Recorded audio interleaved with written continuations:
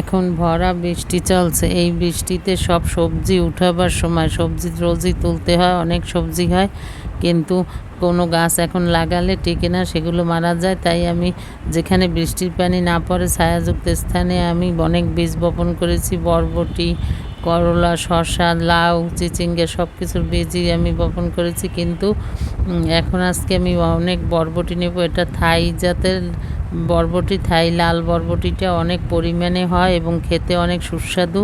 এটা প্রচুর বরবটি হয়, প্রতিদিনই আধা কেজি 1 কেজি করে বরবটি পাওয়া যায় এবং আপনার বাজারের চাহিদা পূরণ হয়। বাসায় যেটুকু হয় সেটুকু আমার হয়ে যায়, আর বরবটি কিনে খেতে হয় না। আমার বাগানে 3 ধরনের বরবটি আছে। একটা হয়েছে থাই লাল বরবটি, একটা সবুজ, আর একটা একটু হালকা হলুদ হলুদ। এই 3 ধরনের বরবটি হয়। 3টা জাতেরই বরবটি অনেক মজা। আজকে আমি থাই লাল বরবটি অনেকগুলো ছেড়ে নেব, এগুলো নিয়ে আজকে রান্না করব চিংড়ি মাছ দিয়ে।